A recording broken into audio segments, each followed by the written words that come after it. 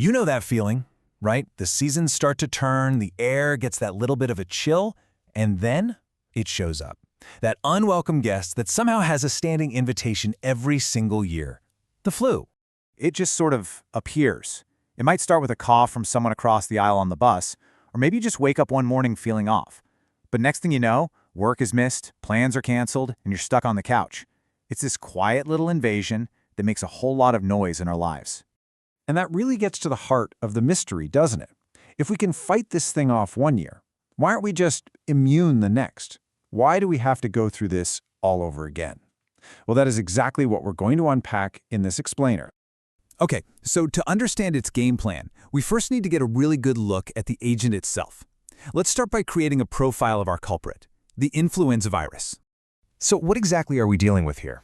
Well, at its core, influenza is a virus, and its main target, its prime real estate, is our respiratory system. It loves to set up shop in your nose, your throat, and down into your lungs. Now, it's really important to know that a virus is not the same as bacteria. Bacteria are kind of like little self-sufficient organisms. They can live and reproduce all on their own. A virus, though, a virus is a hijacker. It literally can't do anything by itself. It has to invade our cells and take over our own cellular machinery to make millions and millions of copies of itself. And man, does it spread efficiently. It all starts with the most obvious route, a single cough or a sneeze that launches these tiny little respiratory droplets out into the air. Even just talking up close can do it. But that's not the only way. The virus can actually survive for a while on surfaces. So you touch a doorknob, a handrail, or your phone, and then you touch your eyes, nose, or mouth. Boom! You've just given it a free ride right into your system. And here's the kicker, the thing that makes it so hard to stop, the silent spread. You see, people can be contagious before they even feel sick. This means the virus can just move like a ghost through an office or a classroom, spreading completely undetected. So that's how it gets around. Now let's look at when it gets around. Why is winter always flu season? What is it about this specific time of year that makes it peak? I think we've all heard this one, right? That the cold weather itself is what makes you sick. But is that actually what's happening? Let's take a look at the evidence. It turns out it's not the cold itself that's the real problem. It's what we do when it gets cold. We all huddle indoors, right? We're in closer contact with more people, often in places with the windows shut and not a lot of fresh air. On top of that, that dry winter air actually helps the virus droplets hang around longer. It's pretty much the perfect storm for transmission. Okay, so we've profiled the culprit, we've investigated the scene of the crime. Now it's time for the big reveal. The answer to our main question.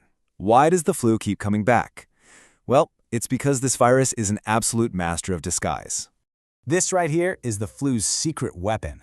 Remember how it hijacks our cells to make copies? Well, that copying process isn't perfect. It makes tiny little errors, or what scientists call mutations.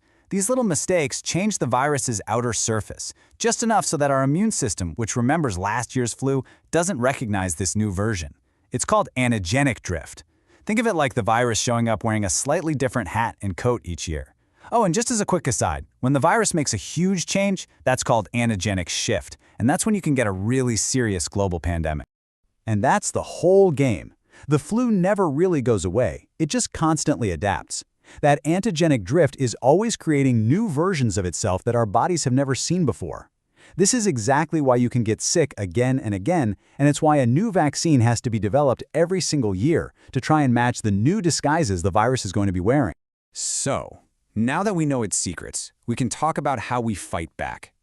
This is where we turn all this information into real power. Let's go over the strategy. First things first, you gotta know your enemy. The signs of the flu usually hit you pretty fast and hard. We're talking a sudden fever, those deep body and muscle aches, a pounding headache, a cough, and just this wave of fatigue that completely knocks you out. Now, most healthy people will recover just fine, but we have to remember that for some folks, the flu is incredibly serious. For older adults, young kids, pregnant women, and anyone with a compromised immune system, the flu can lead to really dangerous complications, like pneumonia. So, what's in our toolkit for prevention? Number one is the annual flu vaccine. It's our single best tool for prepping our immune system. Next, just good old-fashioned hand hygiene. Wash your hands regularly, because that virus can live on surfaces. Third, ventilation. Just cracking a window can help disperse those virus particles and lower the risk for everyone inside. And finally, And this one is so important. Stay home when you're sick. It's the most direct way to break the chain of transmission and protect everyone around you. And let's be super clear about what the vaccine does. It's not some kind of perfect force field, but its main job is to train your immune system. That way, if you do catch the flu, your illness will be way less severe, and you're much, much less likely to end up with serious complications. It's all about reducing the harm. And really, that's what this all comes down to. The flu is a formidable opponent, for sure. But by understanding its game plan, how it spreads, why it's a winter thing, and how it's always changing, we can stop being afraid of it and start taking smart, empowered steps to protect ourselves and our families.